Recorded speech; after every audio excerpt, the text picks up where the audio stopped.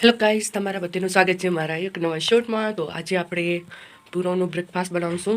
ઉપમા બનાવશું, સોજીનો ઉપમા બનાવશું. આપણું દૂધ ગરમ થાય છે અને મેં સોજી લઈ લીધી છે. હવે એવી સોજીએ પણ લઈ લીધી છે. પહેલે ગરમ પાણી ચડાવીશું. ગરમ પાણી થઈ જશે ને એટલે આપણે એને પહેલે શેકીને પછી ગરમ પાણી નાખીને એટલે એકદમ સોજી ફૂલાઈ જશે. એના માટે કરીને પહેલે આપણે ગરમ પાણી બનાવશું અને સોજીને આપણે વઘાર કરવા માટે ડુંગળી મરચાં એ બધું સુધારશું. પેલી પાણી લઈ લીધું છે, તે આપણે પાણી ગરમ કરવા નાખશું.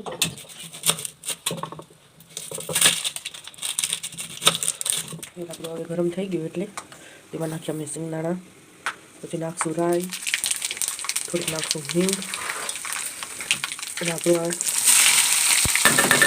એકદમ સરસ રીતે શેકાય ત્યાં સુધી આપણે ગોલ્ડન બ્રાઉન ડુંગળી થઈ જાય ત્યાં સુધી આપણે એને શેકશું.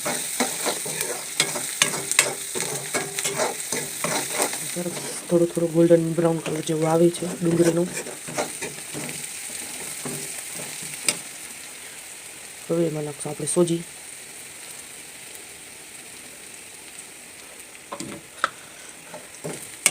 સોજી મેં 1 વાટકા જેવી લીધેલી છે. હવે એને આપણે શેકશું.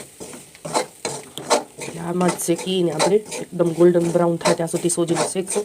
હવે આમ જ લગાતાર આપણે એને હલાવી રાખશું એટલે સરસ શેકાઈ જાય અને ગોલ્ડન બ્રાઉન કલર થઈ જાય એનો. હવે આપણે એમાં નાખશું પાણી. જે ગરમ કરીને રાખેલો હતો એ પાણી આપણે અંદર એડ કરશું. આપણી ચાય પણ થઈ ગઈ છે અને આપણો ઉપમા પણ રેડી છે. પાણી ઓબ્ઝર્વ કરી લીધું છે સોજીએ અને એકદમ ઘટ્ટ થવા માંડી છે. હવે જોઈ શકો તમે. બધા મસાલાવાળા પણ ઉપમા બનાવે, મરચું ને મીઠું ને નાખે, એ તમે નાખી શકો છો. પણ મને એ વાર મસાલાવાળો ઉપમા નથી ભાવતો. અને આવો સાદો સિમ્પલ જ ઉપમા ભાવે. પછી આનામાં અડદની દાળે વઘારમાં નાખી શકાય છે, પછી આખી મેથી હોય એ નાખી શકાય છે, પણ હમણાં હાલમાં મારી પાસે હતી નહીં.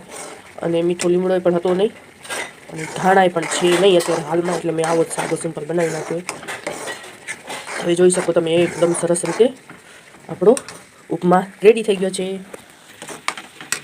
હવે ગેસ કરશો બંધ, ચાયનો ગેસ કરશો બંધ. આપણી ચાય થઈ ગઈ ને ઉપમાય થઈ ગયો અને આપણું દૂધ પૂરવનું એ પણ થોડુંક ઠરી ગયું છે. હવે અમે કરશું નાસ્તો. તમને બધાને મારો આ વિડીયો કેવો લાગ્યો પ્લીઝ લાઈક શેર સબસ્ક્રાઈબ જરૂર કરજો અને કમેન્ટ તો જરૂર કરજો.